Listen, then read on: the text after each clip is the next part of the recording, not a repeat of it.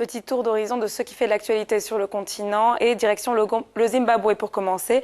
Le Herald nous explique que l'ingérence des puissances occidentales dans les affaires internes du pays a finalement été exposée. Les Occidentaux ont en effet plusieurs fois été accusés par les autorités zimbabwéennes en particulier de fournir un appui au mouvement de protestation qui s'est développé dans le pays ces derniers mois. Le Herald parle de protestations violentes et puis, selon le journal, cette ingérence s'est révélée au grand jour lorsque des officiels d'ambassade ont répondu à l'appel d'un meeting du parti de l'opposition, le MDCT. Je cite, ce qui devait être une conférence de presse s'est en réalité transformé en scène de théâtre méticuleusement préparée avec pour thème principal la brutalité policière supposée par ces employés d'ambassade.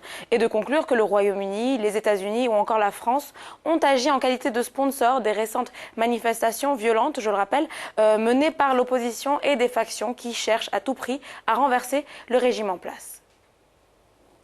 Direction le Mali à présent. Mali Web nous fait un état des lieux de la situation politique dans les plus hauts rangs des autorités du pays. IBK, Ibrahim Boubacar Keïta, est un homme de surprise, écrit le site d'actualité. Le président sait qu'il est mal entouré, mais sait aussi que malgré les critiques, certains caciques du sérail restent indispensables, tout comme certains religieux et formations politiques. Selon Mali Web, IBK compte aussi sur certaines figures fortes du pays, dont certains vivent hors du pays justement. Ce sont des hommes et des femmes comme Mahmoud Dicko, l'honorable Château, Soumeilou Boubei-Meiga, Boubou Cissé ou encore Frédéric Oumar Kanouté. Je rappelle que le gouvernement malien a fait face à un mouvement de défiance de la part d'une partie de l'opinion publique qui critique notamment sa gestion de la crise sécuritaire dans le nord du pays.